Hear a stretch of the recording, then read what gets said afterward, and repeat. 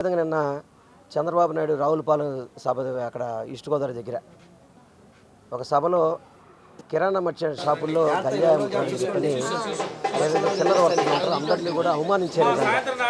ఎందుకంటే నువ్వు ఎలాగో ఉపాధి చూపెట్టలేవు, వాళ్ళు స్వయం ఉపాధిగా వాళ్ళు చిల్లర కొట్లు కిరాణా కొట్లు పెట్టుకుని వాళ్ళు వ్యాపారం చేసుకుంటుంటే దాంట్లో గంజాయి అమ్ముతున్నారని చెప్పడానికి సిగ్గులేదు అసలు నీకు. ఆ గంజాయి కానీ డ్రగ్స్ కానీ కేరాఫ్ డ్రగ్స్ అంతా కూడా చంద్రబాబు నాయుడే కదా.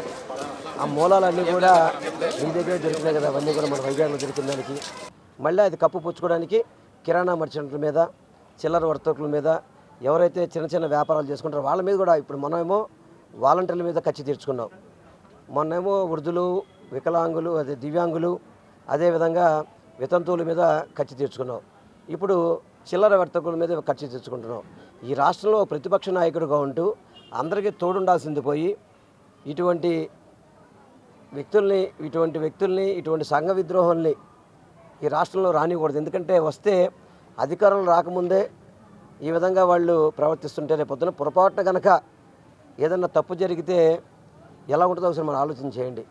అందుకని చంద్రబాబుని, పవన్ కళ్యాణ్ని, నారా లోకేష్ని, భారతీయ జనతా పార్టీ అన్నింటినీ కలిపి మనం ప్యాక్ చేసి మన రాష్ట్రంలో ఉంచకుండా ఎక్కడో ఒకడ పంపించాలండి, అంతే తప్ప ఇక్కడ ఉంచితే మాత్రం ఈ రాష్ట్రం అంతా సర్వనాశనం అయిపోద్ది. పురంధేశ్వరి గారు తెగ మాట్లాడుతుంటారు, నువ్వు భారతీయ జనతా పార్టీ అధ్యక్షురాలిగా ఈ రాష్ట్రానికి నువ్వు చేసిన పని నేను చెప్పండి ఒకసారి. ఈ రాష్ట్రానికి నేను అధ్యక్షులుగా నేను కేంద్రం నుంచి తీసుకొచ్చానని చెప్పే దమ్ము ధైర్యం మీకు ఏమైనా ఉందా? స్టీల్ ప్లాంట్కి సరిగ్గా సహకరించరు, పోలవరానికి సహకరించరు, ప్రత్యేక హోదా అన్నది పట్టించుకోరు. వీళ్ళు మనకు వచ్చి ఏదో చేస్తారట. 2014 నుంచి 19 వరకు వీళ్ళే అధిక కూటమి, ఇదే కూటమి ఉంది. ఈ కూటమి ఏం చేయగలిగింది రాష్ట్రానికి? ఇవన్నీ ప్రజలు గమనిస్తున్నారు. తప్పకుండా ఈ నియోజకవర్గంలో కానివ్వండి అన్ని నియోజకవర్గాల్లో జగనానికి మంచి మెజారిటీ వస్తుందని చెప్పని ప్రజలే మనందరికీ కూడా తెలియపరచుకుంటున్నారు.